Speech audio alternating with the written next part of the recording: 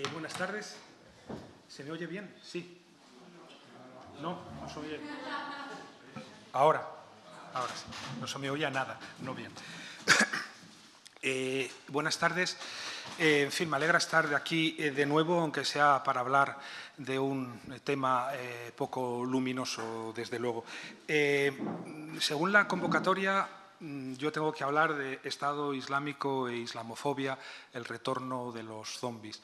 Y voy a empezar justificando ese título, que es lo mismo que adelantar las conclusiones a las que quiero llegar al final del relativamente largo recorrido que quiero hacer con ustedes en los próximos minutos.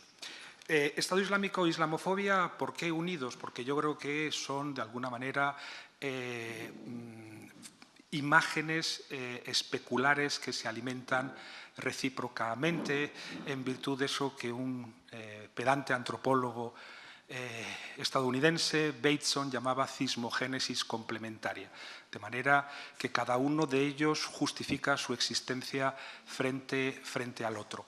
Me preocupa, si quieren ustedes que les diga la verdad, bastante más la islamofobia que el Estado Islámico, y espero poder justificarlo a lo largo de los próximos minutos. ¿Y por qué el retorno de los zombies? Porque yo creo que, citando a Antonio Gramsci, los fascismos son siempre el resultado de revoluciones fallidas, de revoluciones fracasadas, y que el retorno de estos zombies, que enseguida nombraré, tiene claramente que ver con el fracaso de las revoluciones, primaveras, revueltas, intifadas árabes, y no solamente árabes, que se produjeron entre enero del 2011 y mediados del 2013. ¿Qué zombies son esos? Pues esos zombies son precisamente aquellas tres fuerzas contra las que se levantaron los pueblos en el 2011. Tres fuerzas mellizas, inseparables, cada una de las cuales de alguna manera exige la existencia de la otra, y que son, en el orden que ustedes prefieran, pues las intervenciones imperialistas extranjeras, las dictaduras locales, siempre funcionales a esas intervenciones, y las respuestas extremistas, yihadistas, allí donde de pronto se cierran todo otro tipo de respuestas. ¿Y por qué zombies? Porque yo creo que una de las consecuencias de las así llamadas revoluciones árabes o primaveras árabes, etcétera, fue que formalmente, virtualmente, esas tres fuerzas quedaron fuera de juego, fueron muertas, ¿no? Yo recuerdo, me gustó mucho en el 15M una viñeta del Roto que decía y se llenaron las plazas y de pronto envejecieron todos los partidos, decía esa viñeta del Roto en el año 2011. Y un poco pasó eso en esta región, ¿no? en la región MENA, en el norte de África, en el Próximo Oriente. Ocurrió que hablaron los pueblos y estas tres fuerzas murieron inmediatamente, como en las películas esas de ciencia ficción, ¿no? En que de pronto entra la luz y se descompone el monstruo ante nuestros ojos. Yo creo que realmente murieron esas tres fuerzas y que por eso son zombies, son fuerzas muertas. Pero cuidado, como sabemos también por las películas, los muertos pueden gobernar el mundo eternamente. Estamos entonces viviendo en un mundo gobernado por muertos, pero muertos que matan a vivos y muertos que además controlan riquezas, controlan poblaciones, controlan países. Este es un poco el resumen. Y ahora, antes de volver al Estado Islámico, me gustaría trazar algunas líneas que nos permitan entender qué es la islamofobia y por qué a mí la islamofobia me preocupa más que el Estado Islámico, y por qué al mismo tiempo, también explicando lo que es la islamofobia, se puede entender esa imagen especular que es el Estado Islámico. En primer lugar, creo que debemos ponernos de acuerdo en algunas cosas, y la primera cosa sobre la que nos tenemos que poner de acuerdo es sobre el hecho de que necesitamos lugares comunes. principio siempre se plantea toda denuncia de cualquier clase de xenofobia como un combate contra los lugares comunes, los tópicos, ¿no? Tópico viene del griego, topos, que quiere decir sencillamente lugar. Un lugar común es un lugar de todos. Nadie puede tener nada contra un lugar de todos. Si las palabras no fueran lugares de todos, no nos entenderíamos. Nos entendemos gracias a que las palabras son lugares comunes. Es verdad que tenemos que preguntarnos cómo se construyen esos lugares comunes y quién los construye. Por eso es importantísima la responsabilidad de los políticos, por eso es importantísima la responsabilidad de los medios de comunicación, señeramente de los medios de comunicación, porque son de alguna manera los que eligen las palabras, los que eligen los lugares comunes. Y los pueden elegir de tal manera que esos lugares comunes se privatizan, como se privatiza todo el resto de los recursos, de los bienes comunes, económicos y materiales. Yo creo que en el caso de las xenofobias en general, de la islamofobia en particular, en el caso de los racismos, porque la islamofobia es sencillamente una de las variantes del racismo, pues ocurre que hay toda una serie de gestores lingüísticos que están eligiendo determinados lugares comunes en lugar de otros. Porque en cualquier caso, la única alternativa que existe al tópico, al lugar común, es dejar de entenderse. Cuando uno acepta el lugar común como la propia condición del entendimiento, pues corremos el riesgo de acabar en un lugar equivocado, que es a donde nos suelen llevar todos los días los medios de comunicación, a un lugar equivocado, y por eso hay que estar siempre muy alerta, hay que estar siempre deconstruyendo, que es una labor muy fea que, sin embargo, todos nos vemos obligados a hacer. Pero en cualquier caso, insisto, las palabras son lugares comunes y hay que defender los lugares comunes. Y esto es también una disputa por ese territorio común que son las palabras. Y que, por lo tanto, no es que no tengamos otros lugares comunes a nuestra disposición a la hora de abordar, por ejemplo, las comunidades musulmanas que viven en Europa, o a la hora de abordar el imaginario árabo-musulmán, que explicaré ahora cómo se construye a partir de determinados clichés y de determinados estereotipos. No, los tenemos, y es responsabilidad nuestra, es responsabilidad sobre todo de aquellos que tienen acceso privilegiado a los medios, aquellos que controlan a los medios, es responsabilidad suya el elegir unos lugares comunes en lugar de otros. Para que se hagan ustedes una idea, en la propia historia del Estado español, que es una historia particularmente islamofóbica, sin embargo, tenemos también algunos lugares comunes favorables que podríamos estar escogiendo. Los lugares comunes, que llamamos palabras, son el resultado de procesos históricos complejos y, por lo tanto, modificables. También hay una memoria positiva de la presencia musulmana en el territorio del Estado español, pues no sé, desde las famosas declaraciones de Andrea Navaggero, el embajador genovés en 1553 en defensa de los moriscos, hasta toda una serie de obras literarias que, frente a esa imagen del musulmán perezoso, libidinoso y agresivo, pues plantean, sin embargo, una imagen exactamente inversa o contraria a esa, ¿no? Los productivos, los que trabajaban, los hacendosos. Hay lugares comunes incluso en la historia del Estado español, que, insisto, es una historia particularmente xenófoba, que podrían permitirnos construir otro imaginario. Y luego querría recordar también dos cosas. La primera, que a la hora de abordar el tema de la islamofobia debemos evitar dos tentaciones.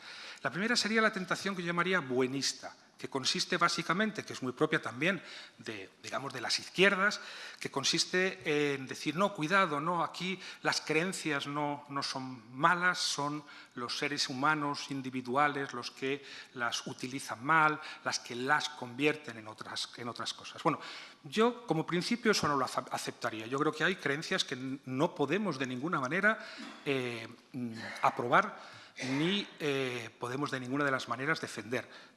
Pensemos en el nazismo, es decir, una doctrina cuyo eje ideológico central es la jerarquía racial asociada no solo a privilegios, sino a la propia supervivencia humana, pues no puede ser defendido de ninguna de las maneras. Nadie puede defender el nazismo, ningún nazi concreto puede hacer bueno el nazismo. Y la otra tentación es la tentación que yo llamaría miserabilista. Y hablo sobre todo de tentaciones que están bastante bien instaladas en la izquierda, porque como trataré de abordar al final de la conferencia, me preocupa mucho la islamofobia, pero me preocupa particularmente la islamofobia de izquierdas, que está muy extendida también. La segunda tentación, digo, es la tentación miserabilista, utilizando el término que utiliza un gran arabista francés, Vincent Geisser, para referirse a esta tendencia que a veces tenemos desde la izquierda a justificar en términos de miseria económica o miseria social cualquier tipo de respuesta por parte de las víctimas. Yo creo que esta tentación miserabilista de decir, bueno, en cualquier caso, Occidente ha bombardeado tantas veces sus países, es culpable hasta el punto de la pobreza que reina en esos países o incluso de la que reina, digamos, en los banlieues y en los barrios periféricos de las metrópolis donde hay asentadas comunidades musulmanas, que en todo caso pues es casi una respuesta automática. A mí me da mucho miedo este tipo de razonamientos porque eximen de responsabilidad. ¿Y por qué me interesa hacer una defensa desde la izquierda del concepto de responsabilidad? Porque no hay nada más neocolonial que exonerar de responsabilidad a las víctimas. Y hay que decir, no, cuidado, no podemos decir que la única respuesta posible que tienen las víctimas del imperialismo, las víctimas de las grandes estructuras del capitalismo global es el Estado Islámico. No, hay toda una gama en un espectro amplísimo que va desde el colaboracionismo más abyecto hasta el terrorismo del Estado Islámico, pero que deja en el centro toda clase de respuestas posibles. Y la única manera de reconocer a los otros como sujetos políticos es reconocerles responsabilidad, reconocerles una cierta capacidad de maniobra. Por decirlo de una manera brusca, la única manera de que realmente intervengamos desde el punto de vista teórico y político en un mundo desigual es la de reconocer a los otros el derecho a su propia barbarie. Ellos son también tan dueños de su barbarie como lo son los Estados Unidos o como lo son las potencias coloniales que a lo largo de los siglos han invadido y sojuzgado esos países. Bueno, frente a estas dos tentaciones yo creo que hay que hacer una afirmación muy clara. O sea, las doctrinas en todo caso no hablan, las religiones no hablan, no existe nada que se llame el Islam. No podemos decir el Islam es o el Islam pide o el Islam quiere, porque decía, no se puede de ninguna manera decir que todas las doctrinas son malas y son los seres humanos las que eligen que sean más o menos buenas. Digo, todas son buenas y son los seres humanos individuales los que deciden que sean una cosa u otra.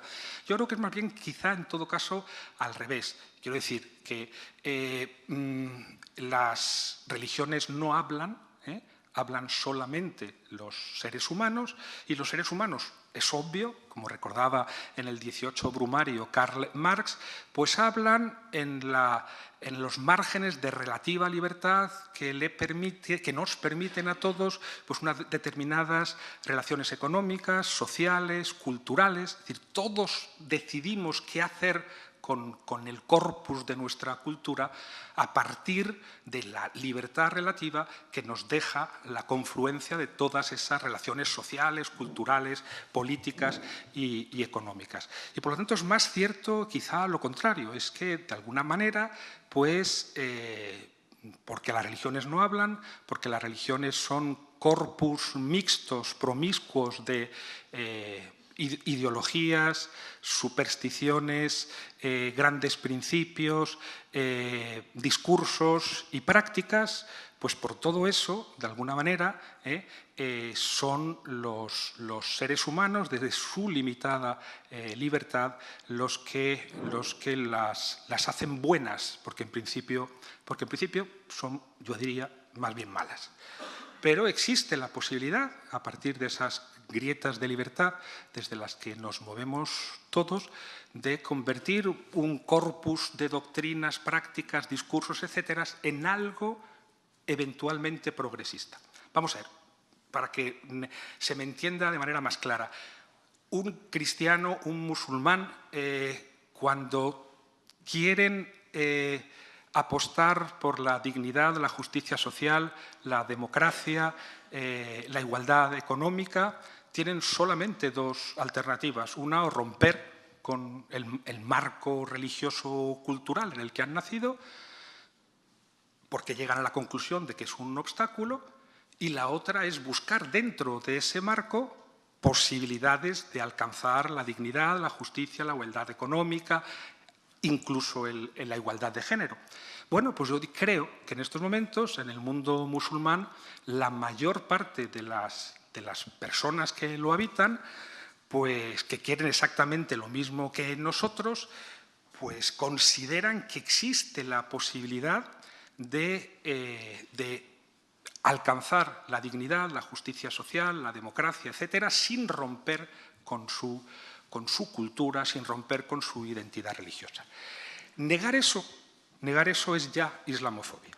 Y entro enseguida a explicar, por tanto, cómo se construye un otro rechazable. Porque la pregunta es esta, ¿no? Yo recuerdo que Edward Said, el gran intelectual palestino-estadounidense, poco antes de morir escribía como un resumen, una frase amarga y dolorida frente a la invasión y ocupación de Irak, una frase que de alguna manera resume todo su pensamiento, esa gran, rigurosa, riquísima obra a la que dedicó 40 años de su vida. Decía que la invasión y ocupación de Irak habría sido imposible sin la imagen que los occidentales tenemos del otro en general y más concretamente del otro musulmán. Y la pregunta que Edward Said se hacía siempre, que se hizo siempre, la pregunta a la que trataba de responder su obra era un poco esta, ¿no?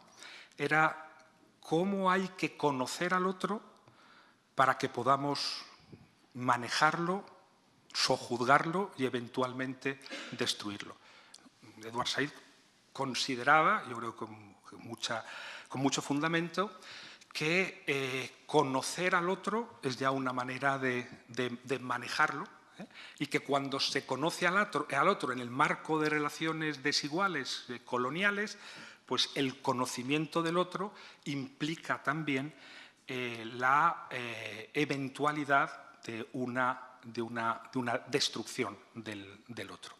Por lo tanto, la pregunta es, ¿cómo tenemos que conocer al otro, y en este caso al otro musulmán, para poder manejarlo y sojuzgarlo y eventualmente eliminarlo? Y yo creo que hay tres mecanismos que son, además, enormemente monótonos, porque son los mecanismos del racismo. Insisto que la islamofobia es solo una de las variantes del racismo. Son tres mecanismos que se disparan y se proyectan de manera muy rutinaria a lo largo de la historia sobre todas las minorías que en algún momento ha hecho falta o manejar o destruir, ¿no? Y esto que voy a contar para el caso de la islamofobia ha servido, es muy importante decirlo, y luego insistiré también, para el antisemitismo. Es lo que justificó el holocausto judío. Sirve también para las relaciones patriarcales, sirve para la homofobia, sirve para todas las modalidades de xenofobia. ¿Y cuáles son estos mecanismos? Pues rápidamente, el primero es reducir la multiplicidad a unidad. Creo que todos comprendemos qué es exactamente lo que quiero decir. ¿Cuántos musulmanes hay en el mundo? En torno a 1.500 millones de musulmanes. Es bastante extraño, ¿verdad?, pensar que esos 1.500 millones de musulmanes se distinguen entre sí menos de lo que nosotros nos distinguimos entre nosotros. Pues es curioso, porque una de las características del racismo es esta. ¿Cuál es la diferencia entre yo y el otro? Es que nosotros nos distinguimos entre nosotros, pero los otros no se distinguen entre sí. Reducimos una multiplicidad a unidad. Quiere decir que si tenemos 1.500 millones de musulmanes en el mundo, hablamos de ellos como si fueran una comunidad indiscernible, homogénea, dentro de la cual no habría diferencias. Olvidando que las diferencias dentro del mundo musulmán pues son tan ricas, o incluso quizá más, que las diferencias que existen dentro de la cultura cristiana y de la cultura occidental.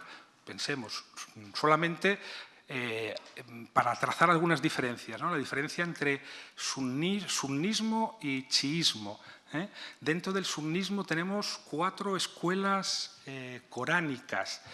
Dentro de las escuelas coránicas tenemos luego corrientes reformistas, ¿no? Las escuelas coránicas, para el recuerdo, son la Hanafí, la Malakí, la Shafaí, la Hanbalí, y dentro de ellas hay, a su vez, toda clase de corrientes reformistas inspiradas en estas escuelas coránicas que están interpretando unas veces hacia la derecha, otras veces hacia la izquierda, de manera más rigorista, de manera más liberal, el corpus original del Islam. Entre los chiíes tenemos igual un montón. Tenemos el chií duodecimano, tenemos el ismailí, tenemos a los zaidíes, que ahora están de pronto en la boca de todos a causa de la guerra en Yemen. Tenemos, por supuesto, esa corriente mística transversal que es el sufismo, y luego tenemos también ateos, muchos ateos en el mundo árabo-musulmán. ¿Y qué hacemos con todo eso? Con todo eso, además, imaginad las diferencias que puede haber entre el Islam practicado en Mauritania, en África, el practicado en Indonesia, el practicado en las comunidades musulmanas de América Latina, el practicado en Pakistán, la diferencia que puede haber entre el Islam de Arabia Saudí y el de Túnez, o el de Persia y el de Turquía. Son tradiciones, culturas históricas completamente diferentes. Cada una de esas interpretaciones del Islam, como en el caso del cristianismo, han heredado rasgos de las creencias y culturas preislámicas propias de la zona. Pensemos en la huella del zoroastrismo en Persia, pensemos en todas las huellas que hay en Senegal, en el Islam practicado en Senegal, del animismo africano. Por lo tanto, toda esa riqueza de pronto la reducimos a una unidad. El Islam habla, por tanto, el Islam exige, el Islam lo podemos reducir a una cantidad, a una cifra manejable. Ese es el primer expediente mediante el cual ponemos en marcha los mecanismos de conocimiento, por lo tanto de construcción de un otro manejable y eventualmente exterminable. El segundo es que, naturalmente, esa unidad no es una unidad positiva, porque en todo caso, si hay una unidad positiva, somos nosotros, ¿no?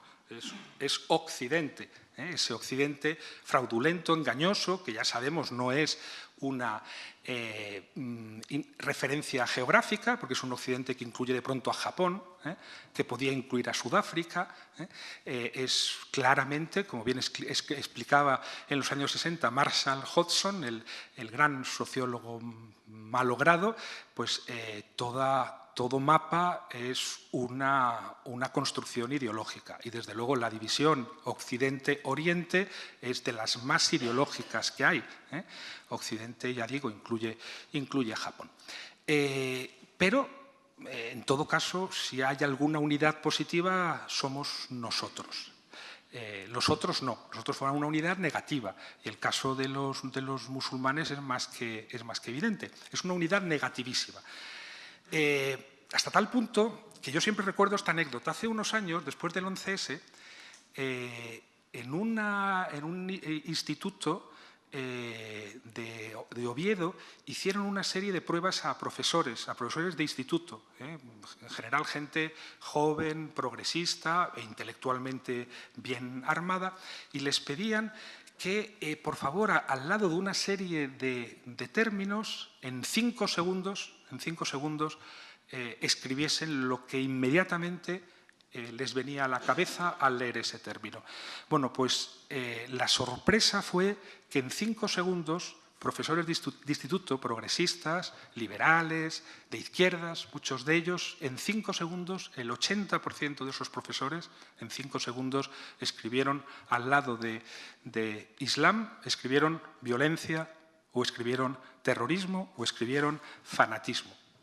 Es muy importante que fueran 5 segundos. Es muy importante por 2 motivos. El primero, porque es verdad, si hubieran hecho la prueba a otros profesores del mismo perfil y les hubieran dado 10 segundos en lugar de 5, probablemente el porcentaje hubiera bajado de 80 a 65. Y si les hubieran dado 1 minuto, probablemente casi ninguno de esos profesores hubieran escrito al lado de la palabra Islam violencia o terrorismo o fanatismo. Pero el otro motivo es muy claro también. Vivimos en una sociedad, en una cultura de los 5 segundos.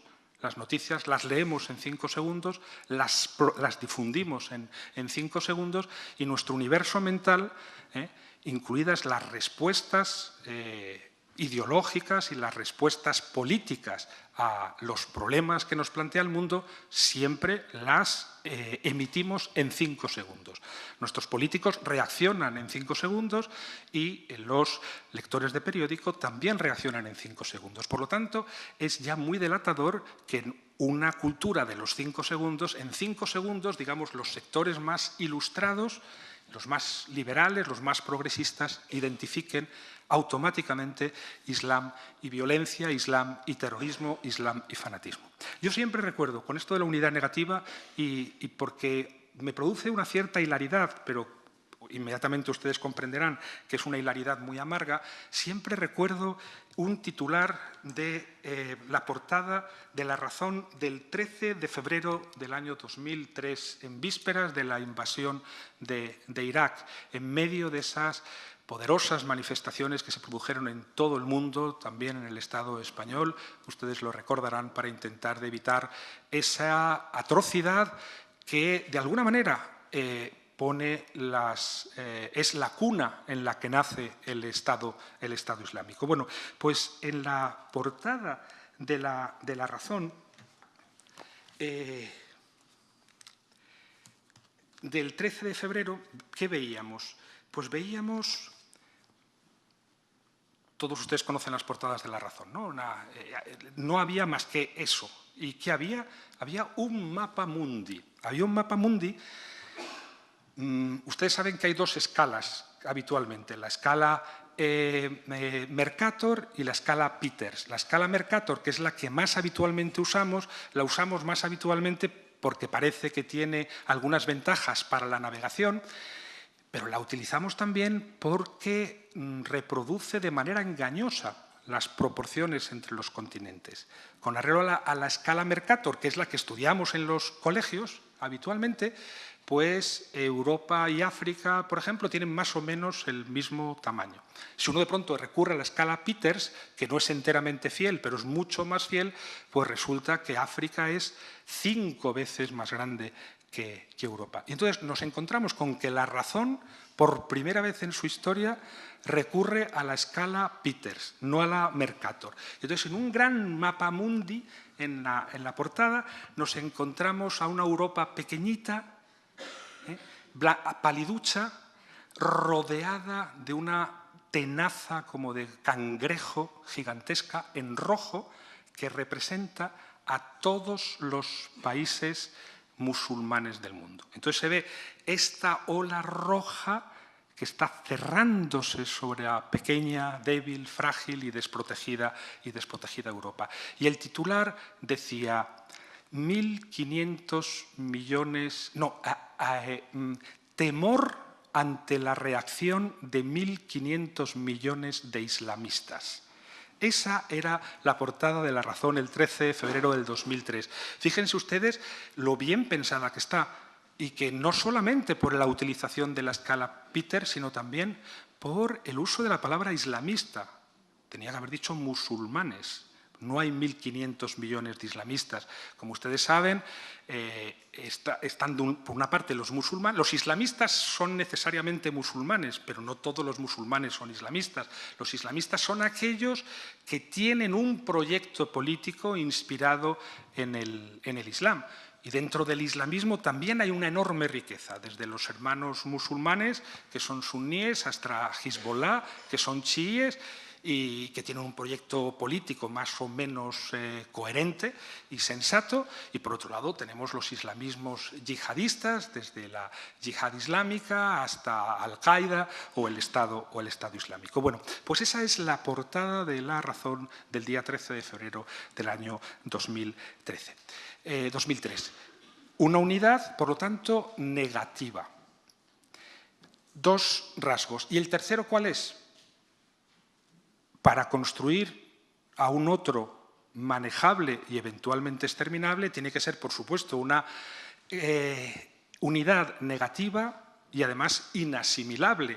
Porque, claro, si es una unidad negativa, pero podemos hacer algo con ella, negociar, por ejemplo, pues entonces ya se nos escapa un poco de las manos. Entonces tiene que ser inasimilable. Y, bueno, en eso consiste precisamente la construcción del imaginario musulmán. Yo no sé, a lo largo de los últimos 15 años me he dedicado a recopilar algunas de estas perlas de la islamofobia, y lo de calificarlas de perlas es ya de alguna manera banalizarlas. ¿Por qué? Porque no son declaraciones de, digamos, troles en la red, que tienen una pequeña página desde la cual ejercen una influencia mínima.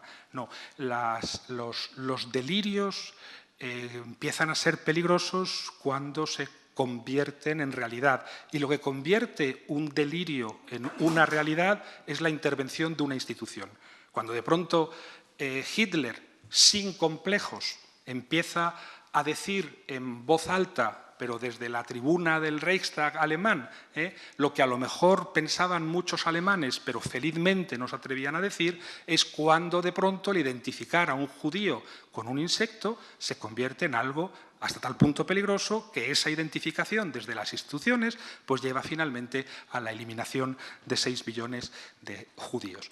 Por lo tanto, es muy importante el hecho de que todas estas declaraciones que convierten a los musulmanes en una unidad negativa inasimilable procedan de periodistas, decía al principio, es decir, gente que tiene acceso privilegiado al discurso, que son los que eligen los lugares comunes, los lugares donde nos vamos a encontrar todos. Entonces, entre las muchas que he recogido, pues no sé, yo siempre cito, porque me parecen las más caricaturescas, pero en ese momento también las más dañinas, las de, recordarán ustedes, la periodista Oriana Falaci, que murió ya hace unos años, que tuvo una evolución política bastante singular, por no decir siniestra, que acabó pidiendo, por ejemplo, que se quemaran con ellos dentro a los inmigrantes somalíes que se habían instalado en la piazza del Duomo de Firenze en el año 2004 y que escribió en esos años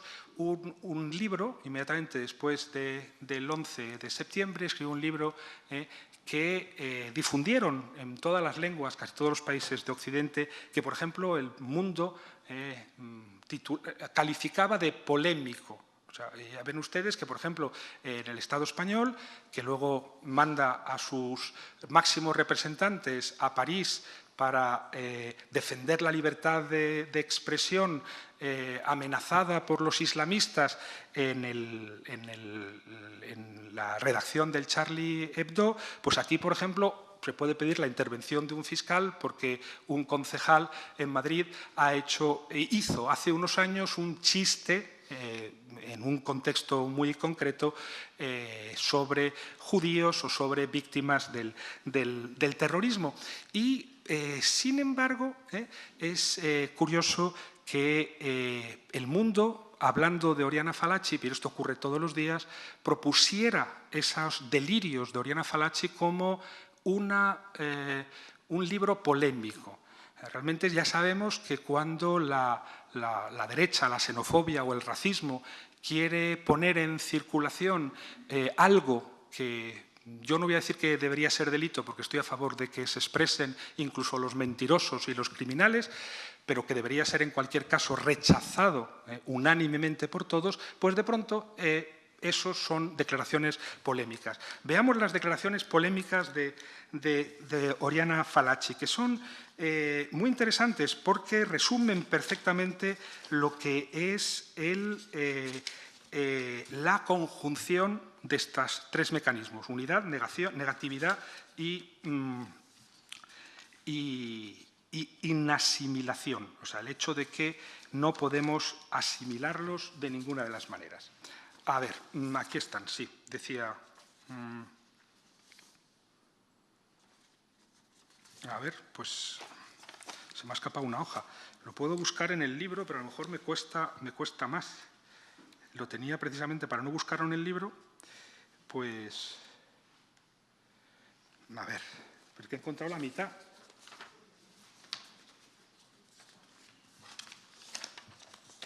Discúlpenme un momento, por favor, porque creo que vale la pena buscar la cita. A ver...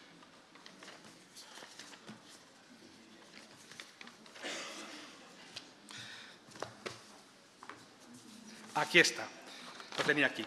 El libro se llamaba La rabia y el orgullo. Eso, El Mundo las presentaba como ideas fuertes, ideas para razonar y reflexionar. Miren ustedes las ideas fuertes para razonar y reflexionar. Decía que ¿por qué quiero hacer este discurso sobre lo que tú llamas contraste entre las dos culturas? Pues si quieres saberlo, porque a mí me fastidia hablar incluso de dos culturas. Se está refiriendo a la cultura musulmana, la otra. Ponerlas sobre el mismo plano, como si fuesen dos realidades paralelas, de igual peso y de igual medida. Fíjense ustedes las cosas que puede decir esta mujer, sin que... quiero decir, es que es tan patentemente banal, atroz y sin fundamento de ningún tipo que no deberían haber prohibido sus ideas o sus frases por peligrosas, sino sencillamente por malas. Nadie debería publicar algo de tan baja calidad. Dice, porque detrás de nuestra civilización están Homero, Sócrates, Platón, Aristóteles y Fidias, entre otros muchos. Un buen resumen de nuestra civilización. Está la antigua Grecia con su Partenón y su descubrimiento de la democracia. Está la antigua Roma con su grandeza, sus leyes y la concepción de la ley, con su escultura, su literatura y su arquitectura. No sé por qué no ha seguido y ha hablado también de su urbanismo y de su cerámica, ¿no? Sus palacios y sus anfiteatros, sus acueductos, sus puentes y sus calzadas.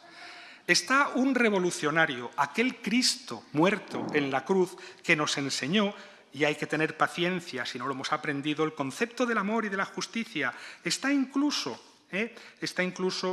una iglesia que nos dio la Inquisición, de acuerdo, que torturó y quemó 1000 veces en la hoguera, de acuerdo, que nos oprimió durante siglos, que durante siglos nos obligó solo a esculpir y a pintar cristos y vírgenes, y que casi asesina a Galileo Galilei. A Giordano Bruno no fue casi, pero también contribuyó decisivamente a la historia del pensamiento, ¿sí o no? Y además, detrás de nuestra civilización está el Renacimiento. Están Leonardo da Vinci, Miguel Ángel, Rafael o la música de Bach, Mozart y Beethoven, con Rossini, Donizetti, Verdi and Company. Esa música sin la cual no sabemos vivir y que en su cultura o en su supuesta cultura está prohibida. Pobre de ti si tarareas una cancioncilla o los coros de Nabucco. Que me lo digan a mí, que llevo 23 años viviendo en el mundo árabe y cada vez que he intentado silbar los coros del Nabucco ha estado a punto de costarme la vida. Y por último está la ciencia, una ciencia que ha descubierto muchas enfermedades y las cura. Yo sigo viva por ahora gracias a nuestra ciencia, no a la de Mahoma. Una ciencia que ha inventado máquinas maravillosas, el tren, el coche, el avión, las naves espaciales con las que hemos ido a la Luna y quizás pronto vayamos a Marte. Una ciencia que ha cambiado la faz de este planeta con la electricidad, la radio, el teléfono, la televisión. Pues bien, hagamos ahora la pregunta fatal. ¿Y detrás de la otra cultura qué hay? Busca, busca, porque yo solo encuentro a Mahoma con su Corán y a Averroes con sus méritos de estudioso, los comentarios sobre Aristóteles, etcétera, al que Arafat encasqueta el honor de haber creado incluso los números y las matemáticas. Es muy importante porque vemos cómo desde Occidente, desde la intelectualidad occidental, desde el periodismo occidental, de pronto la ignorancia misma se convierte en un índice de superioridad. Esta mujer, en lugar de preguntarse, ¿no tendrán algo más que Mahoma y ese Averroes con sus comentarios a Aristóteles? Pues da por supuesto que como ella no los conoce y como en cualquier caso le interesa en esa pugna oponer esa unidad positiva con toda su riqueza y demás a la unidad negativa e inasimilable del Islam, pues se pasa por la entrepierna la riqueza infinita de una civilización que, como todas las civilizaciones, ha tenido muchos altibajos, pero que en cualquier caso, entre Beda el Venerable y Dante Alighieri, constituye una de las vías, junto a la China, una de las vías de desarrollo histórico absolutamente irrenunciables. Bueno, esto es una manera de construir al otro, conocer al otro para construirlo y destruirlo, que tiene que ver sobre todo con el rechazo de la posibilidad de cualquier tipo de negociación. Es decir, ¿qué ocurre con el Islam? El Islam o acabamos con él o acaba con nosotros. Es incompatible con la democracia, es incompatible con los valores y principios universales y, por lo tanto, esto es una pugna entre dos esencias. La islamofobia, como todos los racismos, es muy ontologizadora, es muy esencialista. Y esto, yo no sé, me puedo... bueno, voy a seguir, si ustedes me lo permiten, porque, vamos a ver, es muy importante ver cómo en estos lugares comunes que pone en juego la islamofobia, la unidad negativa e inasimilable lleva operando 2 siglos. Y ahora explico por qué me voy a ceñirme a 2 siglos. Y por qué, sin embargo, uno de los rasgos de la islamofobia, como de todos los racismos, es precisamente el de un historicismo esencialista. Veíamos ahora, durante las elecciones, ¿no? Una cosa, yo me estremecía leyendo en un periódico de provincias un artículo que encontraré en un segundo, que se puede poner inmediatamente en relación con lo que acabo de leer de la amiga Oriana Fallaci, y que, sin embargo, es de hace pocos días, es de hace muy pocos días, y además forma parte, de alguna manera, de la propaganda electoral de algunos partidos. Ustedes saben que, por ejemplo, en Barcelona el PP ha repartido octavillas llamando a limpiar el gueto islámico del Raval. Hablar de gueto islámico en el marco de unas elecciones, al mismo tiempo que luego te indignas por un chiste presuntamente despreciativo de las víctimas, resulta bastante contradictorio. Bueno, pues hace unos días, justo en plena campaña electoral, en el periódico de Extremadura, Salvador Calvo Muñoz escribía esto: Allahu Akbar, Sí, sí, lo que tú digas, Morito Muhammad o Muhammad, pero si haces eso es porque aquí se consiente todo. No olvides que esto es tierra cristiana, y si no, mira ahí adentro en la catedral y verás la corona de la reina Isabel y la espada del rey Fernando. A ellos mismos los puedes ver, bueno, sus féretros de madera y cuero tan sencillos en la cripta del Camerino de los Reyes. Pero es que Aznar, en la Universidad de Georgetown, el 21 de septiembre del 2004, en ese fluido inglés que lo caracterizaba, hacía esta declaración. Decía, ¿recuerdan ustedes? Es muy importante esta frase porque también resume muy bien todos estos mecanismos que he venido describiendo y resume hasta qué punto son políticamente operativos. Hay que recordar que esto es de poquitos meses después de que, gracias a la intervención de Aznar, Estados Unidos y otros cómplices, entre otros el propio Estado español, invadiese y ocupase Irak. Decía en la Universidad de Georgetown el 21 de septiembre del 2004, decía, el problema de España con Al-Qaeda empieza en el siglo VIII. Los atentados del 11M no están relacionados con el apoyo del gobierno español a la guerra en Irak, sino que se remontan mucho más atrás. España rechazó ser un trozo más del mundo islámico cuando fue conquistada por los moros. Rehusó perder su identidad. Esto pudo decirlo Aznar hace no mucho tiempo, lo repiten otros hoy en el marco de una campaña electoral y, claro,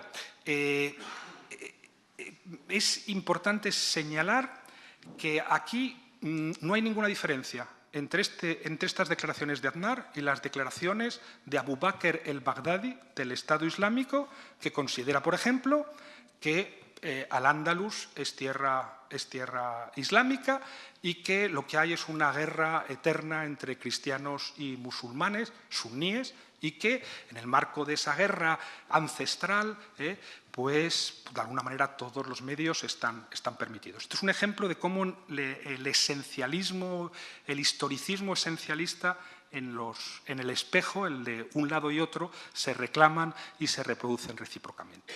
Pero, naturalmente, esta guerra no empezó en el siglo VIII, cuando un puñadito de árabes junto a un puñadito de bereberes entran en una península en la que no había ningún Estado-nación llamado España, sino que empieza mucho antes. Claro que tiene una historia y es muy importante pensar en esa historia y determinada. Entonces, yo en mi libro lo hago así, como una especie de adivinanza. Yo les diría, ¿qué creen ustedes que tienen que ver esas declaraciones de Aznar con la obra inmensa, infinita, inagotable y, desde luego, riquísima del gran filósofo alemán Hegel, muerto en 1831? Pues parece uno de esos chistes, ¿no?, ¿qué relación hay entre una gallina y un extraterrestre? Pues no, alguna relación hay. Les voy a leer a ustedes una frase ahora de Hegel. Hegel era yo soy muy hegeliano, lo he leído y lo sigo leyendo con enorme fecundidad y utilidad. Es verdad que el propio sistema hegeliano tuvo siempre alguna dificultad para introducir en él dos cosas: la naturaleza, por ejemplo, no sabía qué hacer con los Alpes, y lo que él llamaba los pueblos sin historia. Entonces, fíjense ustedes esta frase de Hegel, que no está, y por eso me interesa insistir que la islamofobia es una forma de racismo, que no está dedicada a los musulmanes ni a los árabes, de los que en cualquier caso pensaba lo mismo, porque Hegel nunca supo qué hacer ni con los semitas en general, ni con los judíos ni con los musulmanes y los árabes. Esta es sobre los negros. Sobre los negros, Hegel decía: es evidente que la falta de autocontrol distingue el carácter de los negros. Esta condición no es capaz de ningún desarrollo cultural. Los vemos, a los negros, hoy tal y como han sido siempre. Y aquí empieza lo terrible, en realidad. Esto es terrible ya, pero dice: la única conexión esencial entre los negros y los europeos es la esclavitud. La esclavitud ha sido la oportunidad para el aumento del sentimiento humano entre los negros. Bueno, ¿cuál es la relación que existe entre las declaraciones de Aznar y esta frase de Hegel? Pues eso que Hegel llama la conexión esencial. ¿Y cuál es esa conexión esencial? Pues esa conexión esencial se llama colonialismo. ¿Por qué nos encontramos por qué podemos encontrar algunos textos literarios, incluso promoriscos, que no son muchos, en el siglo XVI y XVII, y es muy raro encontrar entre intelectuales textos hoy pro-musulmanes en Europa? Porque hay una continuidad histórica. Yo tengo aquí montones de citas de todo el siglo XIX, de gente como Ernest Renan, ¿no? El gran filólogo alemán. Hay una continuidad entre Hegel, Renan, Oriana Fallaci, Aznar, que tiene que ver con esa conexión esencial. Dice Hegel que la conexión esencial es la esclavitud. En el caso de los negros, obviamente, es la esclavitud. Esa atrocidad que duró 4 siglos y que provocó la muerte de millones de personas y la esclavitud de muchas más. Bueno, pues en el caso del mundo árabe esa conexión esencial se llama colonialismo. Y el colonialismo en el mundo árabe empieza en 1797, tiene una fecha perfectamente datable. Es la expedición napoleónica de 1797 contra Egipto. Es la invasión napoleónica de Egipto la que va a introducir el colonialismo europeo en el mundo árabo-musulmán. Y ustedes recordarán, Edward Said lo estudia ejemplarmente en orientalismo, porque el orientalismo es también eso. Recordarán cómo junto a los 30.000 soldados que acompañan a Napoleón, lo acompañan también 57 filólogos, científicos y arqueólogos que descubren cosas sin duda muy interesantes para todos, pero que en el marco de esa relación colonial son conocimientos que sirven también para justificar y para reproducir la relación colonial. No por una casualidad, una buena parte de los tesoros que a partir de ese momento encuentran las potencias coloniales en Egipto van a parar o al British Museum o al Louvre o a museos de Alemania. En todo caso, hace poco salía un libro de Juan Cole, académico estadounidense, sobre esa expedición, y es muy interesante leerlo porque él establece una relación casi de identidad, de afinidad total entre los discursos de Napoleón en 1797 en Egipto para justificar la invasión y los discursos de Bush en 2003 para justificar la invasión de Irak. Es exactamente el mismo modelo, un modelo que tiene que ver sobre todo con el concepto de civilización.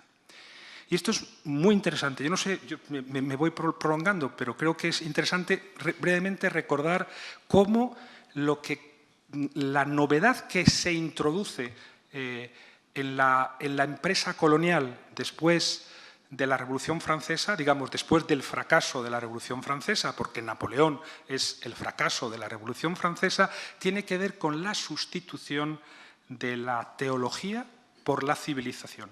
Hasta ese momento, nos lo recuerda muy bien Condorcet, este gran científico francés, que fue uno de los revolucionarios de primera ola y que además fue el creador de la primera escuela pública francesa postrevolucionaria. Pues Condorcet dice esto, ¿no? Dice que hasta ahora con los otros pueblos del mundo solo hemos tratado a través de curas, de clérigos y de teólogos criminales que han llevado más superstición y más violencia a unos pueblos que, sin embargo, tengo aquí la cita entera que es ejemplar, pero me puedo extender demasiado, dice, unos pueblos que en realidad están esperando que les llevemos la democracia, los derechos humanos, en definitiva, la civilización. El concepto de civilización, que es un concepto que yo estaría dispuesto a reivindicar desde otro punto de vista enteramente distinto, sustituye de tal manera a la teología en el discurso colonial a partir de 1789 que de alguna manera asume una dimensión teológica, ¿no? Lo hemos visto, lo podemos ver, tengo también toda una colección de citas, ¿no? Desde almirantes españoles que en Marruecos en 1906 van a llevar la civilización, a Tony Blair en 1999 hablando de la defensa de la civilización en los Balcanes, al otro día Sarkozy durante las manifestaciones tras el atentado del Charlie Hebdo, hablando, ¿no? Diciendo esto no es un atentado contra sencillamente contra unos seres humanos, esto es un atentado contra la civilización, naturalmente contra nuestra civilización, o sea, contra el pastiche y contra el queso de Camembert. Bueno, pues eso es islamofobia. Cómo se construye una unidad negativa e inasimilable cuya funcionalidad y cuya eficacia solo puede entenderse si datamos históricamente la construcción de esos lugares comunes. Y tiene que ver con el colonialismo, con la conexión esencial que es el colonialismo. Yo creo que nadie puede negar que a lo largo de las últimas décadas esa relación colonial con el mundo árabo-musulmán no ha dejado de aumentar. Hemos visto cómo, ya para ir llegando al final, precisamente las revoluciones de esa zona del mundo, esas revoluciones fallidas, son el pretexto para toda una serie de intervenciones muy distintas, de muy distintos actores, porque es verdad que ha cambiado por completo el marco geoestratégico, pero en cualquier caso, frente a unos impulsos populares por parte de seres humanos que quieren exactamente lo mismo que nosotros, pues se desencadenan toda una serie de contrarrevoluciones, varias contrarrevoluciones. Yo no puedo ahora detenerme en esta cuestión, que no es el objeto de esta conferencia. He escrito bastante sobre estas 3 o 4 contrarrevoluciones convergentes que abortan los impulsos de los pueblos, pero digo, en cualquier caso, el resultado hoy es que 4 años después vuelven los zombies. Decíamos, primer zombie, las intervenciones imperialistas de muy distinto cuño, no solamente las estadounidenses, que yo creo que es una potencia realmente en declive, que va a remolque de algunos aliados suyos que a su vez tienen sus propias agendas y son agendas además muchas veces encontradas, ¿no? entre sí, y que imponen a los Estados Unidos hechos consumados que preferiría no tragarse. Lo estamos viendo ahora en el caso del Yemen, ¿no? Que es una intervención claramente decidida, concebida por Arabia Saudí y por Israel para impedir las negociaciones entre Estados Unidos e Irán.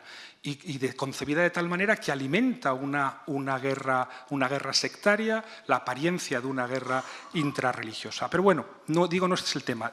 Los zombies, uno son los imperialistas, las intervenciones de todo signo, extranjeras. De nuevo la geoestrategia lo domina todo, aunque una geoestrategia que recuerda más a un avispero que a una geometría ni siquiera variable.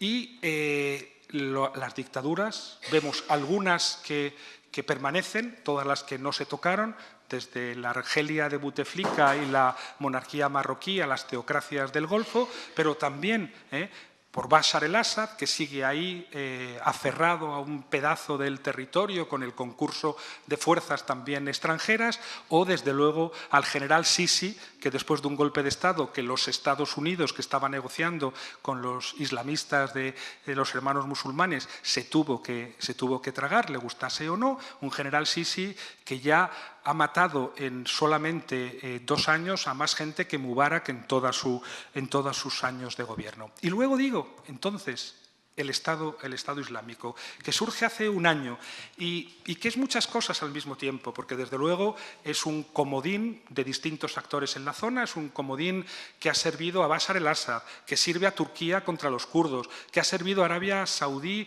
momentáneamente contra el propio Bashar al-Assad, que ha servido también a los Estados Unidos, que ha servido a Irán, que sirve a Hezbollah. Es un comodín, pero que yo creo que tiene su propia agenda y que no se puede de ninguna manera explicar con arreglo a esquemas puramente geoestratégicos y menos con arreglo a esquemas geoestratégicos de Guerra Fría.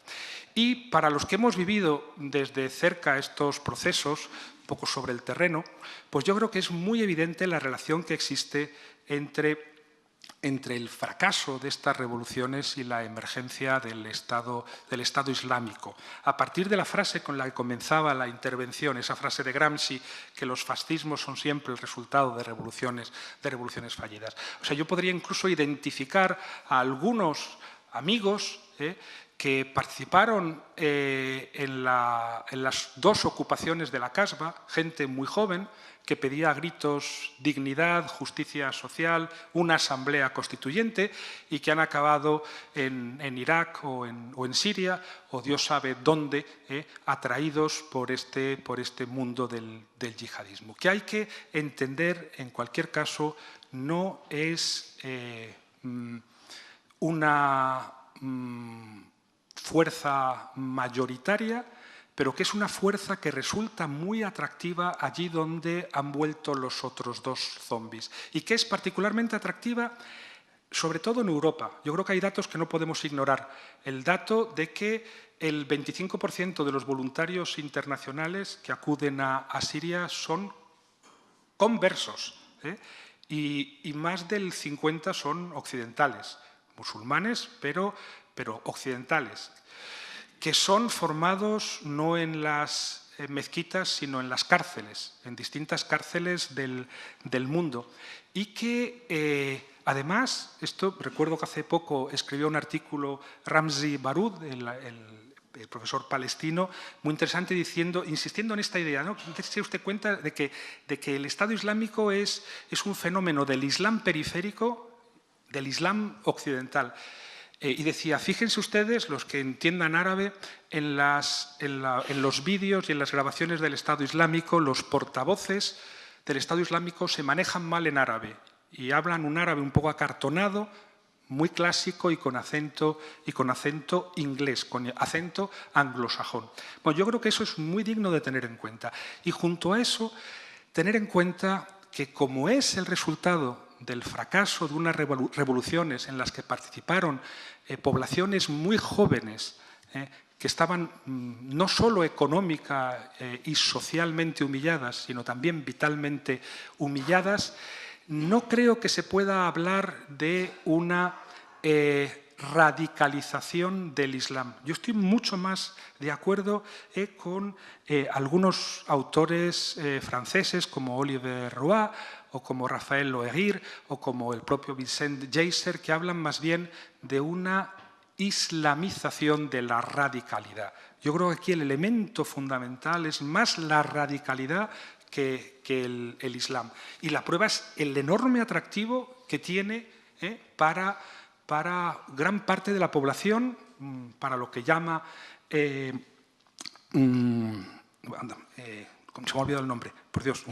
Bueno, para los consumidores fallidos occidentales. Es enormemente atractivo. Una encuesta reciente hablaba de que el 52% de los jóvenes británicos no musulmanes se sentían atraídos por el Estado Islámico. Decía Olivier Roy concretamente, de modo un poco provocativo, pero una provocación en la que yo me sumo, que el atractivo del Estado Islámico tenía que ver con el hecho de que es la única causa rebelde en el mercado.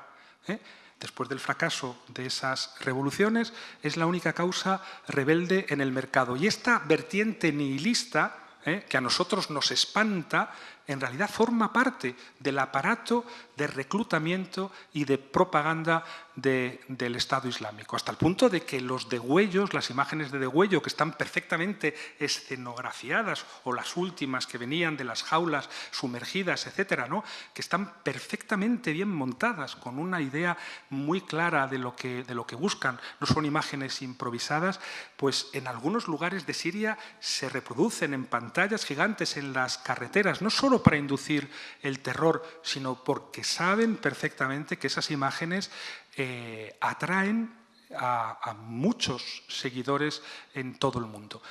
Hay algo, es terrible decirlo así, pero yo creo que conviene no cerrar los ojos, ¿no? Si es la única causa rebelde, es una causa además claramente antiburguesa. O sea, son jóvenes que de pronto se ven con unas armas en la mano y que dicen: nosotros despreciamos vuestra moral burguesa. Algo que podría perfectamente recordar a casos de otras revueltas, de otras rebeliones por las que podemos sentir mucha más simpatía. Incluso si nos fijamos en la indumentaria de los voluntarios y de los soldados del Estado Islámico. Yo guardo siempre conmigo algunas imágenes también, porque creo que es importante el analizar las imágenes, y recuerdo una fotografía de un voluntario francés con un Kalashnikov, voluntario francés rubio, con los ojos azules, con la cufilla atada del modo más rebuscado, era clarísimamente consciente, coquetamente consciente, diría yo más, orientalistamente consciente de la ropa que llevaba. Y su actitud, su coquetería, el modo en que miraba la cámara, a mí me hacía pensar que se sentía el Che Guevara. Entonces, yo sé que esto es muy provocativo decirlo, pero creo que si no entendemos que muchos de estos jóvenes que están hoy en el Estado Islámico en una lucha distinta, en un marco distinto, podrían estar pues en Sierra Maestra, creo que no entendemos nada de lo que está ocurriendo. Y en este sentido, entonces, ¿cómo combatir al Estado Islámico? Desde luego, yo sé cómo no se puede combatir al Estado Islámico, y no se puede combatir al Estado Islámico con islamofobia. La islamofobia no empieza con el Estado Islámico. Acabamos de ver a lo largo de muchas citas cómo se remonta probablemente a 1797. Pero sí sé cómo no se puede combatir. Si la conexión esencial entre el mundo islámico contemporáneo y Occidente sigue siendo el colonialismo, desde luego con más colonialismo no vamos a acabar con el Estado Islámico. Por lo tanto, no vamos a acabar con el Estado Islámico olvidando, primero, que la mayor parte de las víctimas del Estado Islámico son musulmanes y no son occidentales ni cristianas, y que la mayor parte de las personas que luchan en el mundo contra el Estado Islámico son también musulmanas, porque recordaba al principio que si hay que reconocerles el derecho a su propia barbarie, hay que reconocerles también el derecho a su propia resistencia. Lo que ha impedido siempre el colonialismo ha sido la elaboración de marcos propios de resistencia. Y en este caso también. Desde luego, si insistimos en intervenir militar y económicamente apoyando dictaduras y no dejando ningún espacio intermedio en ese espectro de respuesta posible para esa población joven que en el año 2011 reclamaba dignidad, justicia, igualdad social, nunca haremos otra cosa que reproducir en el espejo, de un lado, estados islámicos con un nombre o con otro, y del otro lado, islamofobias sobre los más vulnerables. Porque, ¿por qué me parece, y acabo de esta manera, más peligrosa la islamofobia que el Estado Islámico? Porque está sirviendo para construir un enemigo interno. en torno precisamente a las poblaciones más vulnerables, que son las poblaciones inmigrantes, que además no forman ninguna comunidad. Es otra cosa que me gusta mucho, en la que insiste también Olivier Roy, decir, lo que no hay en Europa es una comunidad musulmana. Es otro mecanismo un poco islamofóbico. Si vemos incluso a quién votan los musulmanes en Francia, nos daremos cuenta de que el voto de los que pueden votar es un elemento, un voto absolutamente variado, que no se puede de ninguna manera encajar en ningún parámetro fijo estable. Por lo tanto, no hay ni siquiera una comunidad. Es un absurdo hablar de la comunidad musulmana de Francia. No existe. Y lo que sí es la población más vulnerable, tanto en Francia como en Alemania, como en Italia, como en el Estado español. Son las poblaciones más vulnerables y una democracia y un Estado de Derecho debe preocuparse siempre de los más vulnerables. O sea, la medida de los derechos humanos son siempre las minorías más vulnerables.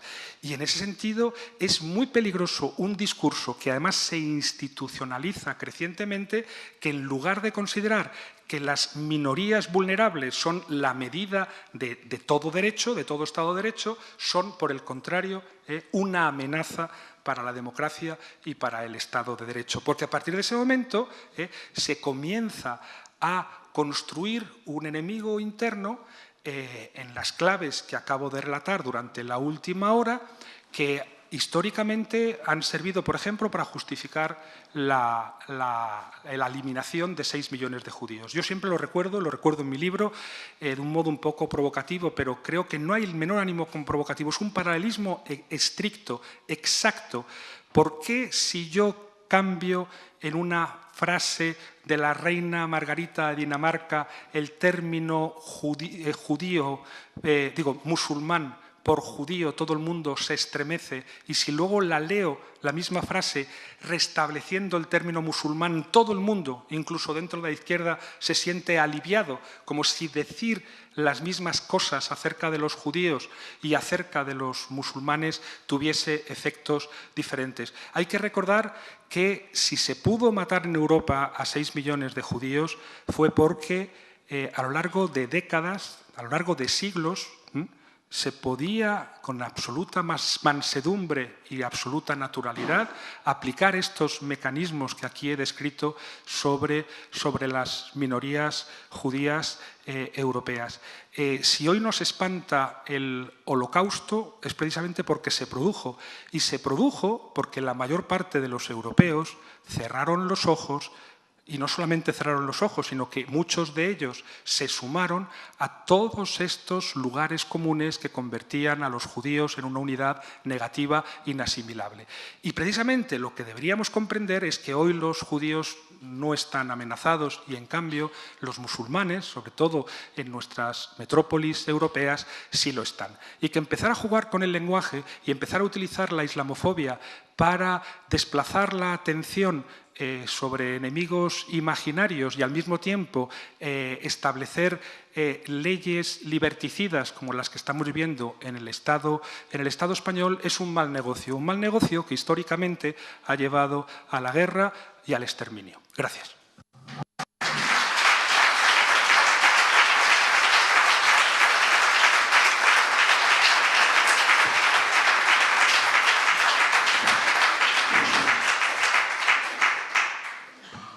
Bueno, eskerrik asko, Santiago. Orain badakizue, tartetxo bat nahi duzuenerako galdetzeko, komentatzeko nahi duzuena, eta bar. Bai, eskertuko nizueke, erabiltzea gutxi gora bera asko jota 3 minutu, porque seguramente galdera asko egongo dira eta interbentzio asko, eta horrela neurtzeko pixka bat zuen denbora. Pues ya sabéis, lo que queráis, preguntas, comentarios, y lo que sí que os agradecería es que, por favor, cada persona más o menos tenga unos 3 minutos, así tendremos oportunidad de hablar más gente. Bai, hortik handago ya galdera bat. Aupa, Arratsaldeon, buenas tardes. Muchas gracias por la intervención que ha tenido, me ha parecido muy interesante. Muy interesante el concepto, la idea de que la islamofobia retroalimenta al Estado Islámico, porque efectivamente se alimenta de población en suelo europeo principalmente, que aunque sean de confesión musulmana, pues se radicalizan y efectivamente luego alimentan las filas del Estado Islámico pues allá donde está, vamos. O principalmente en Oriente Medio, porque que yo sepa tampoco van al norte de Nigeria desde Europa. Bueno, pues esa idea se la agradezco porque está muy bien hilada.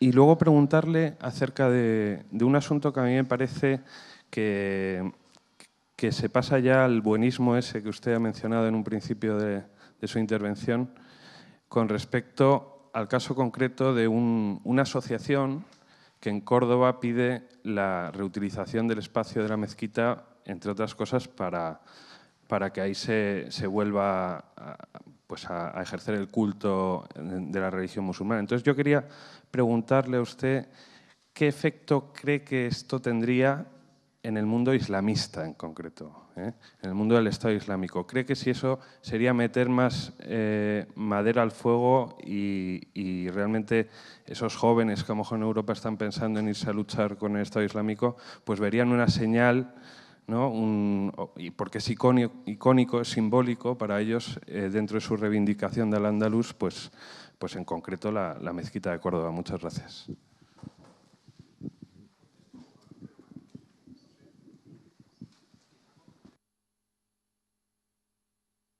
Galdera gehiago egingo ditugu orduan eta gero erantzungo ditu denak.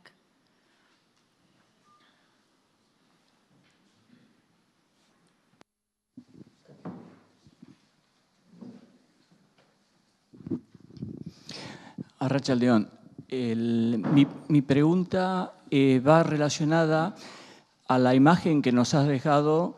Claro, es una simple pincelada acerca de quienes conforman el Estado Islámico. Parecería que es gente que fundamentalmente está guiada por una lucha anticolonialista. Yo he leído información de que, digamos, por ejemplo, fueron utilizados y fueron creados por los servicios de seguridad israelíes, de Gran Bretaña y de Estados Unidos, por ejemplo, para desestabilizar el régimen sirio, ¿no? Entonces, ellos no se dan cuenta o hasta qué punto asimilan eso de ser utilizados y a su vez están haciendo su propia lucha anticolonialista. En fin, no coincide mucho, ¿no?, de cómo se pueden estar llevando adelante esas dos posturas. Eso era un poco, si podías aclarar esa situación.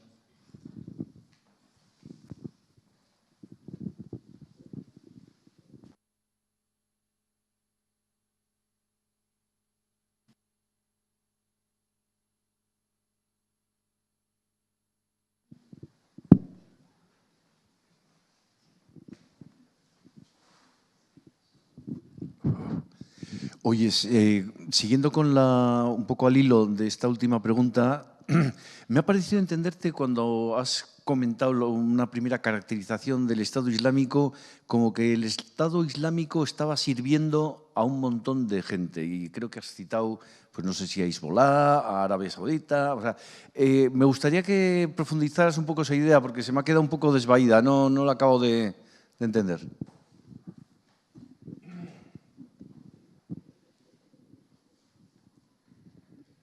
Bueno, pues contestamos a estas igual. Bueno, como las dos últimas tienen que ver, están íntimamente relacionados, empiezo por la de las mezquitas. Yo insistiría en recordar que los voluntarios que nutren el Estado Islámico no se forman en las mezquitas, se forman sobre todo en las cárceles. Y por lo tanto creo que difícilmente podría servir una mezquita, y menos la mezquita de Córdoba, que si llegase a restablecer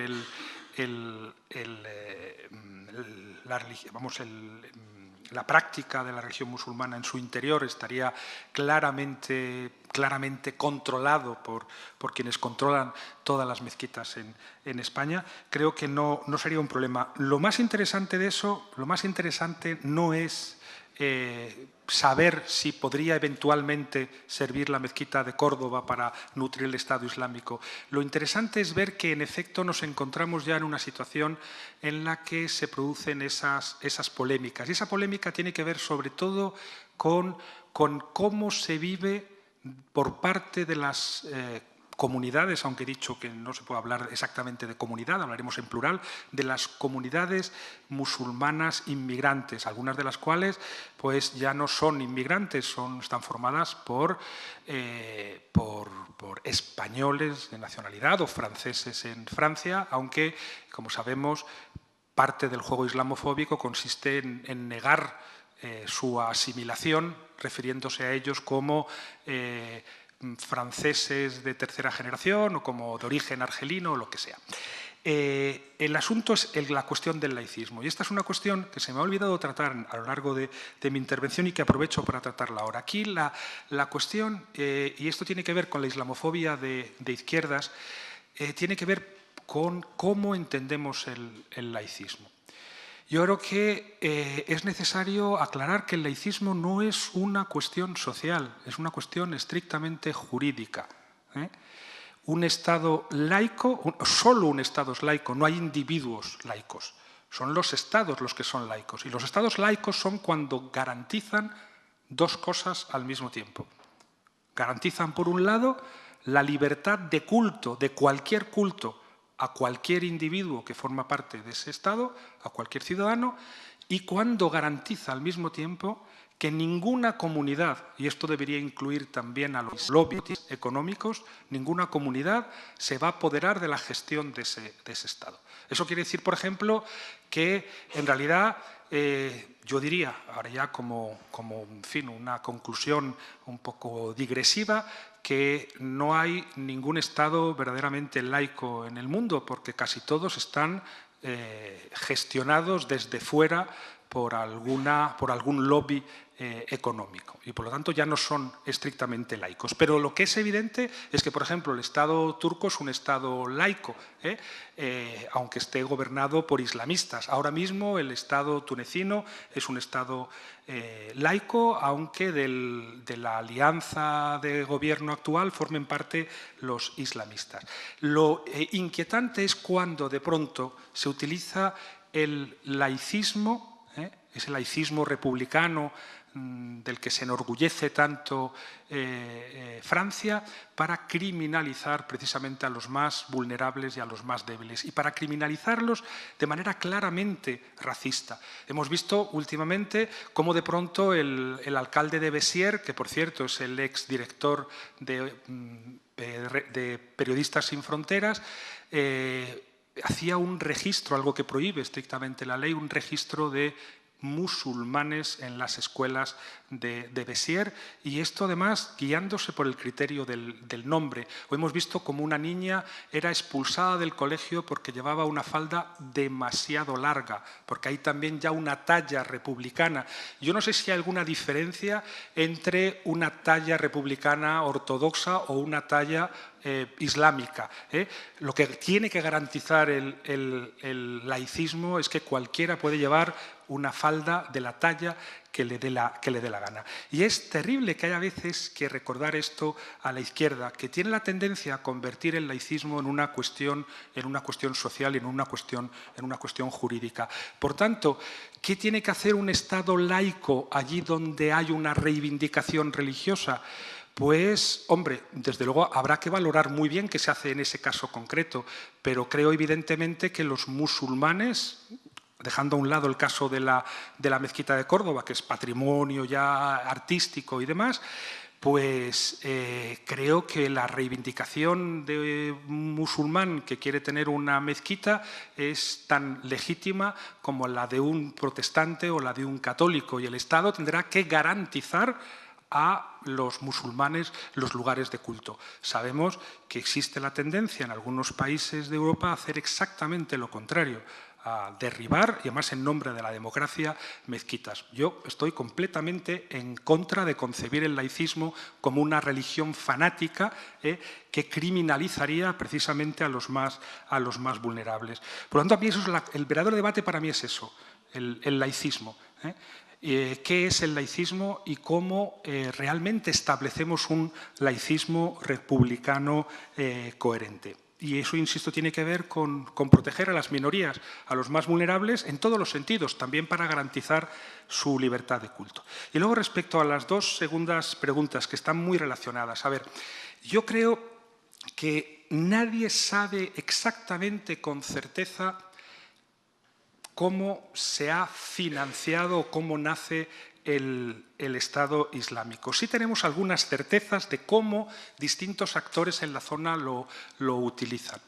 Sí sabemos, evidentemente, que a partir de la militarización de la revolución siria hay una intervención clara de Arabia Saudí, sobre todo a través de fortunas privadas, desde Kuwait muchísimo, para armar a los sectores más islamizados, o incluso diría para islamizar a los sectores más militarizados, con el propósito de dirimir la guerra, no tanto contra Bashar el-Assad, sino en contra de la revolución inicial. Y en eso yo creo que Bashar el-Assad y Arabia Saudí estaban de acuerdo. Ninguno de los dos querían de ninguna de las formas que hubiera un gobierno verdaderamente laico, con respeto al culto musulmán de todos los credos y a los cristianos de todas las corrientes, verdaderamente democrático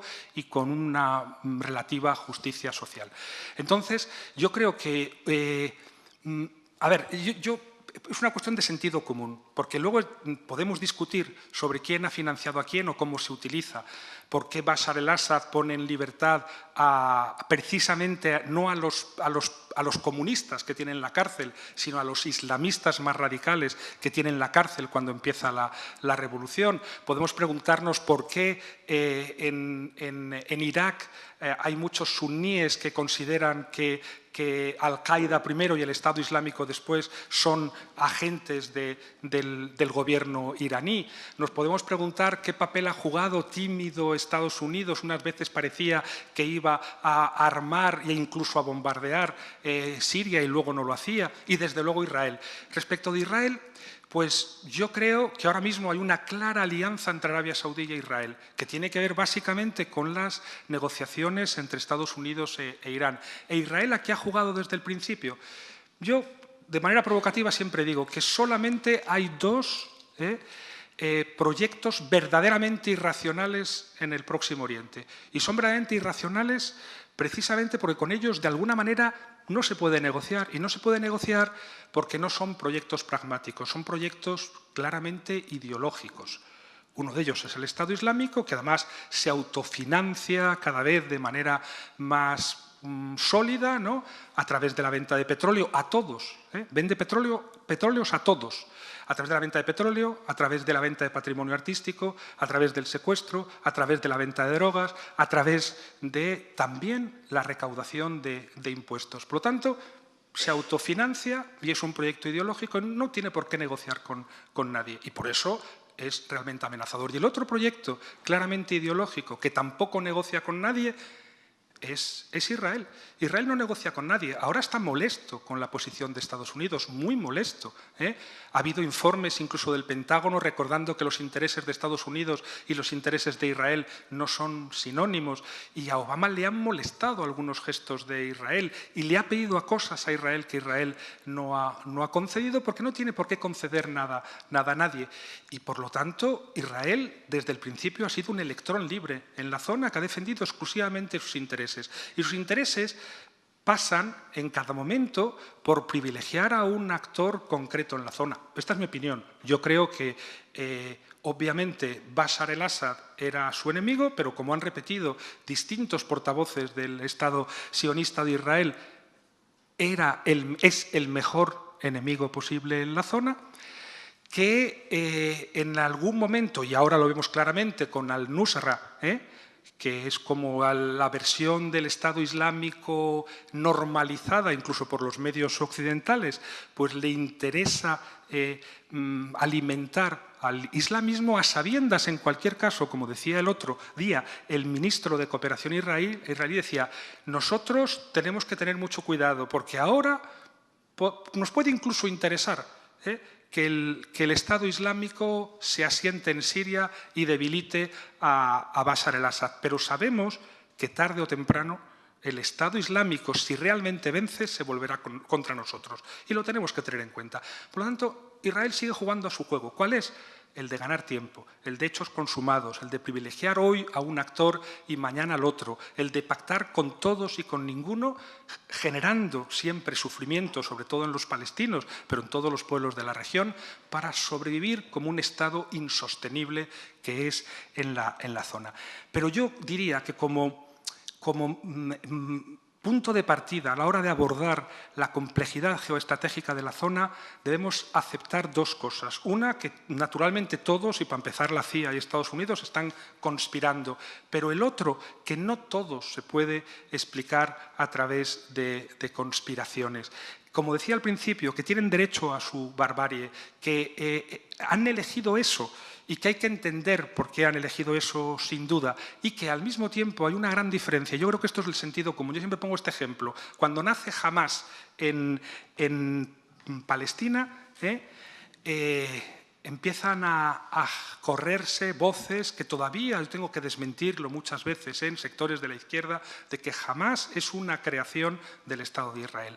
Hay una gran diferencia entre decir que Hamás es una creación del Estado de Israel y decir que a Israel le pudo interesar en algún momento, al principio, permitir que Hamás se crease contra Arafat y contra la autoridad palestina.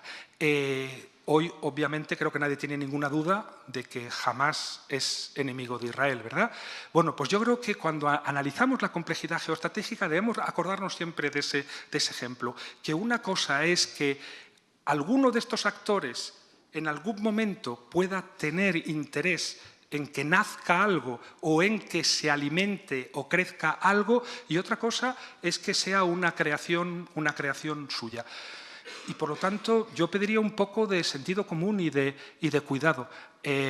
Aquí está, por ejemplo, Carlos Zurutuza y David, dos grandes periodistas que conocen muy bien la zona, y yo creo que saben, en efecto, que el Estado Islámico es un comodín, que están un poco utilizando todos, pero que al mismo tiempo tiene su propia agenda. Ojalá hubiera una potencia maligna y omnipotente que decidiera cuándo se ponen en marcha las cosas y cuándo se acaban, porque por lo menos, mira, yo estaría algo más esperanzado de un mundo muy malo pero ordenado, mientras que así, pues creo que cuando hay muchos actores implicados en muchas luchas simultáneas y utilizándose todos unos contra otros como una especie de contrato sadiano, las víctimas van a ser siempre los mismos, o sea, las minorías, los pueblos que luchan desde hace siglos por su libertad, estos pueblos que se levantaron en el 2011 y que hoy ven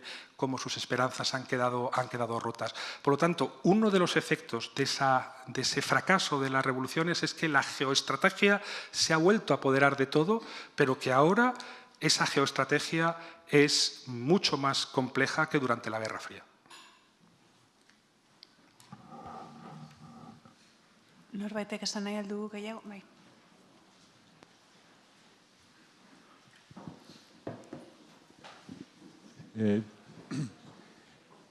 Bueno, ante todo, muchísimas gracias por la intervención, ha sido muy clarificadora. Haciendo una especie de continuidad con lo que estaba usted exponiendo ahora, es decir, ¿cuál es la situación de Israel? Estoy absolutamente de acuerdo. Haría otra pregunta. ¿Cuál es la situación, cuál ha sido y cuál va a ser la situación de Arabia Saudí? Llena de contradicciones aparentes, aliada de los americanos en determinados momentos, atendiendo a intereses de Israel en determinados momentos, jugando aquí, jugando allá, manejando los temas petrolíferos y siempre desde una hegemonía absoluta y permitida. Es algo que se me escapa. Está lleno de contradicciones, aparentemente. Entonces, me gustaría hacer un análisis, si pudiera ser breve, incluso del papel que ha jugado históricamente y del que puede llegar a jugar. Y además esa intervención curiosa y maquiavélica en cuanto a fomentar movimientos con los cuales, y además la gran contradicción que supone que en su casa es una jerarquía de gente, es algo auténticamente impresentable. ¿Podría aclararnos este lío? Gracias.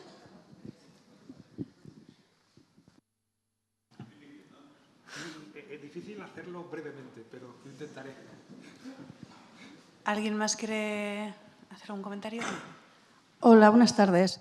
Normalmente siempre se da más importancia al enfrentamiento y no se habla también de las partes positivas. Y yo al menos estoy contenta de tener amigos, compañeros musulmanes, como tú bien has dicho, que no son iguales, la gran comunidad senegalesa que hay entre nosotros, los pakistaníes, los ciudadanos del norte de África, bereberes, árabes, las mujeres indonesias que hay entre nosotros, que son distintos entre ellos. Y muchas de estas personas son felices entre nosotros, lo dicen. A veces, algunos de ellos dicen que nunca han sido tan felices como lo son entre nosotros. Y yo estoy contenta de personas que hayan venido de otros países y que se encuentran a gusto entre nosotros. Y creo que es importante también resaltarlo.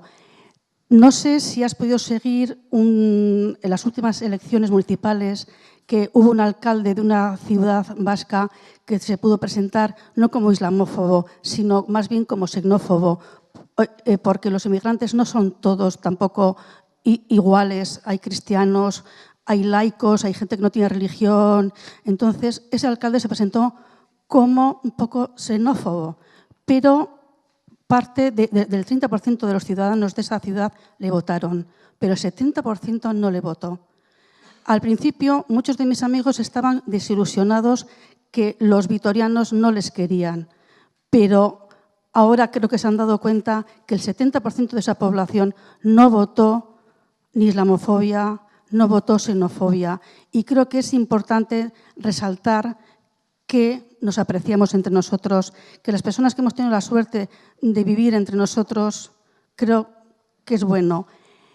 Antes has hecho una gran lista de los europeos no musulmanes, los errores que hemos cometido en relación a los europeos o ciudadanos extranjeros musulmanes. Yo también te pediría, ¿qué errores también cometen ellos? Los europeos musulmanes y los ciudadanos extranjeros musulmanes que viven entre nosotros. ¿Qué errores cometen? Gracias.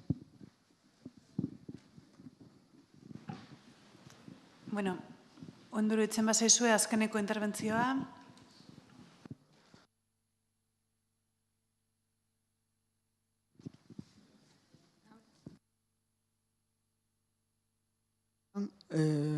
Me gustaría hacerte una pregunta.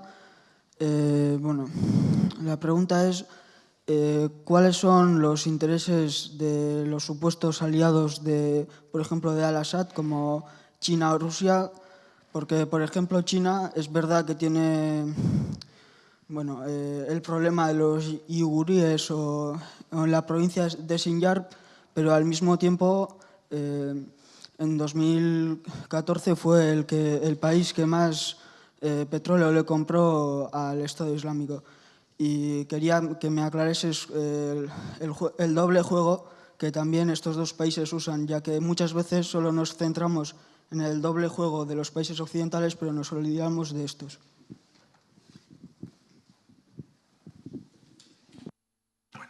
Pues nada, gracias. A ver, rápidamente, lo de Arabia Saudí. Arabia Saudí se convierte en un problema gravísimo para todos en el año 1945, cuando el 14 de febrero de ese año se firma el pacto del Quincy entre Roosevelt y Abdelaziz Saud, un pacto por el cual Estados Unidos pasa a gestionar a partir de ese momento el petróleo de la zona, el petróleo del país más rico en petróleo del mundo, y al mismo tiempo Arabia Saudí recibe a cambio autorización para utilizar la renta petrolera a fin de extender por el mundo una corriente del Islam, el wahabismo, que no solamente era minoritaria en ese momento en el mundo, sino que además era repudiada por la mayor parte de los musulmanes. De manera que la alianza que se produce en ese momento, en 1945, es de alguna manera también la fuente de todo lo que vemos que está ocurriendo hoy. Arabia Saudí, como decía, a raíz de las revoluciones fracasadas, en este nuevo marco geoestratégico muy volátil,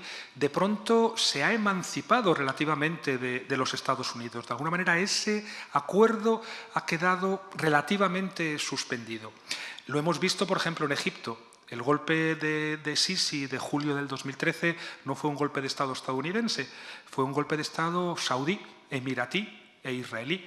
El general Sisi es un producto de Arabia Saudí, cosa bastante paradójica, teniendo en cuenta que al mismo tiempo Sisi ha construido toda su legitimidad persiguiendo, matando y condenando a muerte a hermanos musulmanes islamistas. Esto se explica porque la realidad geoestratégica en la zona es mucho más compleja y hasta al menos la muerte de Abdallah, del rey Abdallah en Arabia Saudí, que apoyaba un golpe de Estado en Egipto, pero apoyaba también salafistas y yihadistas en otro lado del mundo, estaba enfrentado a Qatar, que apoyaba a los hermanos musulmanes. Y era una guerra también regional entre Arabia Saudí y Qatar, igual que hay otra entre Arabia Saudí e Irán. Y creo que es muy necesario entender todos estos frentes y cómo se cruzan para poder valorar el papel de Arabia Saudí, que en cualquier caso es un papel de esas varias contrarrevoluciones que han impedido que los pueblos triunfasen. Quizá la más reaccionaria y la peor es la que encarna Arabia Saudí, que al mismo tiempo, digo, apoya un presunto golpe de Estado laico en Egipto. Y sería muy bueno, por ejemplo, que si se produce algún cambio político en el Estado español en noviembre, se pusieran en cuestión las relaciones entre Arabia Saudí y el Estado español, que son relaciones cubiertas por un pacto de omertá, de un silencio mafioso, que impide incluso que la mayor parte de los periódicos y televisiones de España se ocupen de los más que ambiguos lazos económicos y políticos que existen entre España y Arabia Saudí.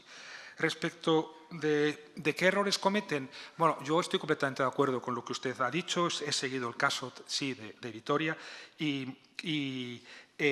bueno, creo que lo primero es reconocer, como he hecho, que sí, que no se trata de decir, no, ahora vamos a inventar la cosa, vamos a hablar en estos términos, que son los que yo he querido desmontar, nosotros y ellos. No, ni nosotros ni ellos. Y desde luego, si hay un nosotros y un ellos, pues ellos también tienen derecho a que se le reconozca la capacidad de cometer no solo errores, sino también crímenes. Yo creo que sería un error muy grande invertir este marco que solo produce falso conocimiento y malas intervenciones en el mundo y acabar diciendo, no, nosotros somos los malos y ellos son buenos. Esto es un discurso completamente absurdo. Lo que sí que hay que entender es que son las condiciones en las que viven, me refiero ahora a los musulmanes o extranjeros en Europa, que son los más vulnerables en todos los sentidos, tanto en términos legales como en términos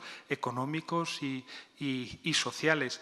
Y que en ese sentido no es que haya que perdonarles todo, pero sí que conviene que entendamos cuál es el marco desde el cual ejercen su libertad para cometer, ya digo, no solamente errores, sino también eventualmente crímenes. Sería muy despreciativo el considerar que porque son, pues no sé, porque viven en condiciones peores, porque han tenido que hacer largos viajes jugándose la vida, pues son mejores que nosotros. Yo creo que es un desprecio, insisto. Para constituir un sujeto político libre es necesario recuperar el concepto de responsabilidad. Y yo creo que si nosotros nos dirigiéramos a un musulmán cualquiera que fuera su alineamiento político, dándole unos golpecitos en el hombro y diciéndole, bueno, tú te comprendemos, pobrecito mío, has sufrido mucho,